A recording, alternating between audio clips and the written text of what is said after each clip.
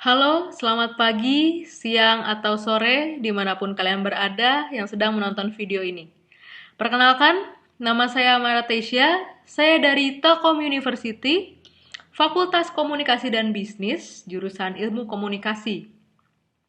Pada hari ini, saya akan menyampaikan materi mengenai komunikasi nonverbal untuk memenuhi final exam mata kuliah pengantar ilmu komunikasi.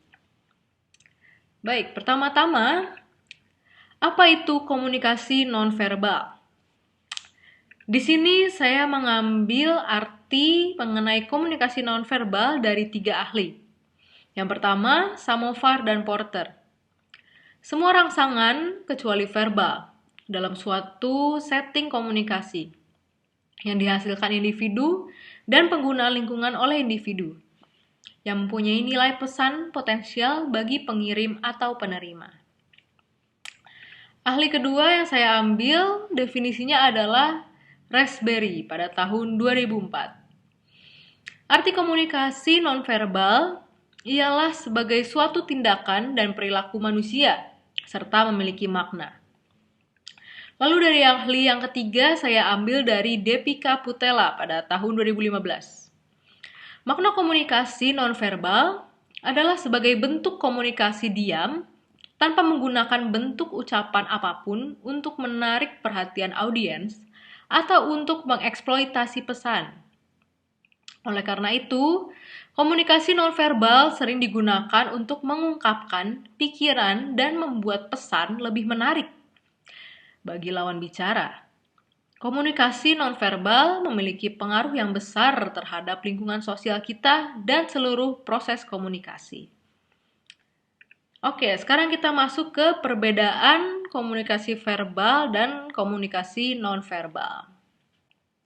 Apa sih perbedaannya antara komunikasi verbal dan komunikasi nonverbal? Perilaku verbal adalah saluran tunggal, sementara perilaku nonverbal bersifat multisaluran. Lalu yang kedua, pesan verbal terpisah-pisah, sementara pesan nonverbal berkesinambungan. Lalu yang ketiga, komunikasi nonverbal mengandung lebih banyak muatan emosional dibandingkan komunikasi verbal. Baik, sekarang kita akan masuk ke jenis komunikasi nonverbal. Nah, yang pertama ada tubuh. Oke, gerakan tubuh merupakan salah satu jenis komunikasi nonverbal yang paling mudah dibaca. Contohnya, komunikasi nonverbal menggunakan gestur tubuh adalah menunjuk, melambaikan tangan, maupun memperagakan jumlah angka tertentu. Hal-hal ini tentu merupakan hal yang sangat sering kita lakukan saat berkomunikasi.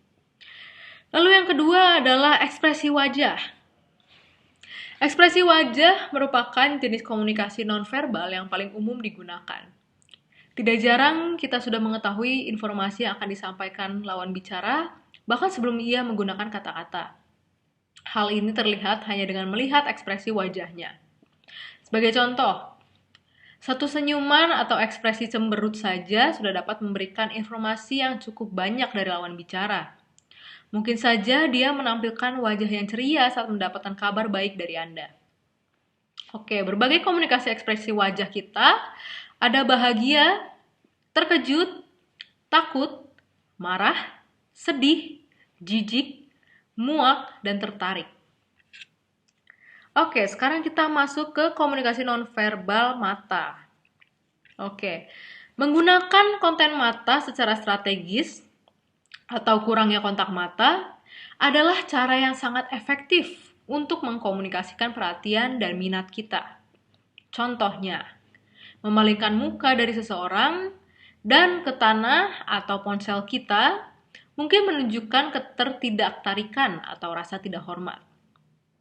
Nah, berikut fungsi komunikasi nonverbal menggunakan mata, yaitu untuk menjaga umpan balik, menjaga perhatian, menunjukkan sifat dari sebuah hubungan, menunjukkan status dan agresi, dan menjembatani jarak. Nah, apa sih artinya tuh? Menghindari tatapan, menjaga privasi orang lain, menunjukkan kurangnya perhatian, memotong stimuli yang tidak menyenangkan, meningkatkan stimuli indera yang lain. Lalu apa arti dari pembesaran pupil mata?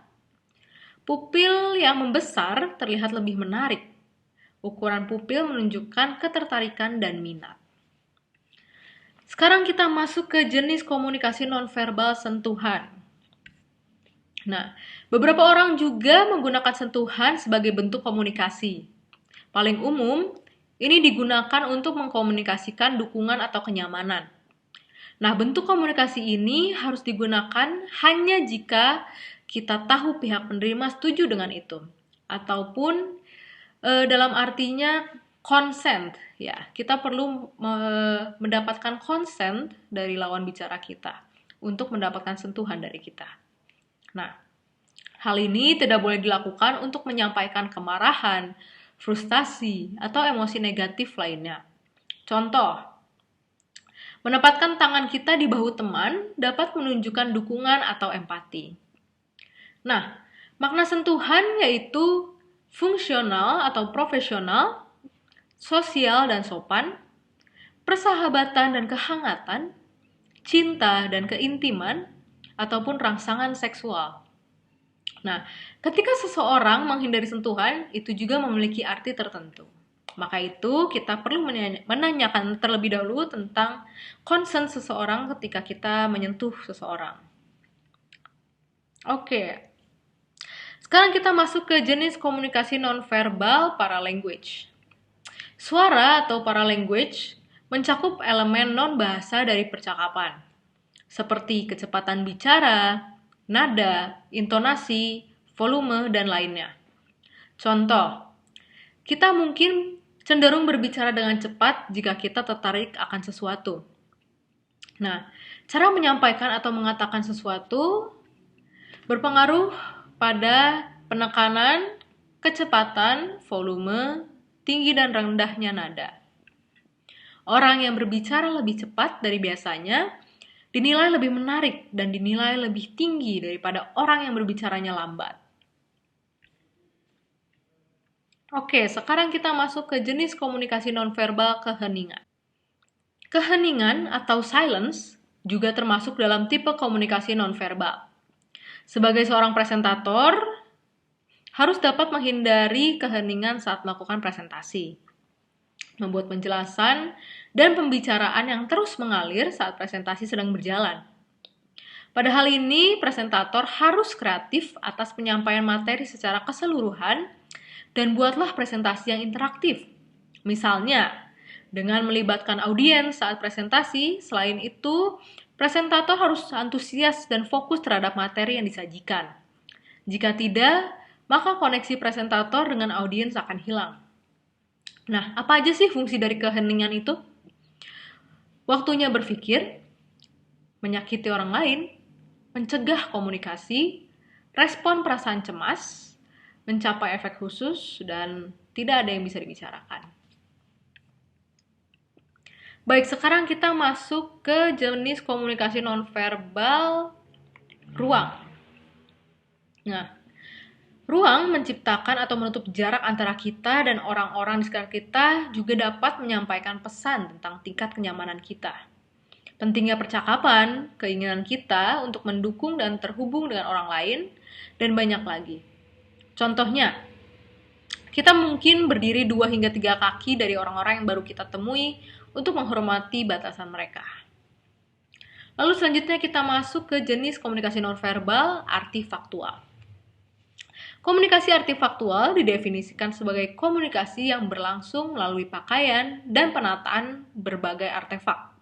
Misalnya, pakaian, dandanan, barang perhiasan, kancing baju, atau furniture di rumah Anda dan penataannya. Aroma seseorang pun dapat dikategorikan sebagai komunikasi nonverbal artifaktual. Oke. Sekarang kita masuk ke jenis komunikasi nonverbal waktu. Cara seseorang menggunakan atau memandang waktu juga berbicara tentang orang macam apakah dia. Ada budaya polikronik, waktu berulang, dan monokromik, waktu tak dapat diulang.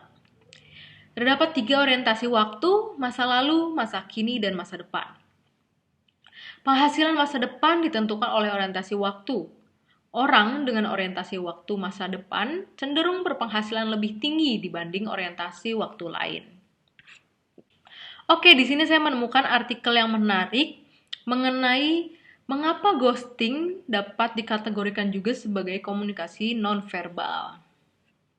Nah, keheningan dalam ghosting digunakan sebagai cara untuk menghilang dari kehidupan seseorang tanpa penjelasan yang memasukkan keheningan sebagai sebuah tindakan kejahatan.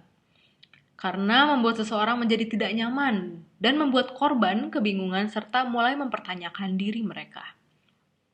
Ghosting merupakan sebuah tindakan kejahatan di mana seseorang menghilang dari kehidupan seseorang tanpa sebuah penjelasan yang dilakukan dengan sengaja. Walau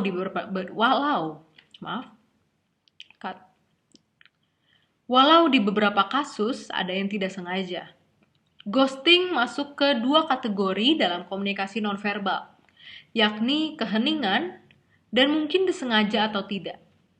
Ghosting yang diperbolehkan adalah ketika pelaku terjebak dalam hubungan toksik. Oke, sekarang kita masuk ke komunikasi nonverbal dan budaya. Budaya yang dianut seseorang akan sangat mempengaruhi cara mereka memahami komunikasi nonverbal. Ketika mencoba memahami pesan nonverbal, perhatikan faktor budaya kita dan orang lain. Baik, sekian materi yang dapat saya sampaikan mengenai komunikasi nonverbal. Terima kasih, saya Martisya pamit undur diri dan sampai jumpa.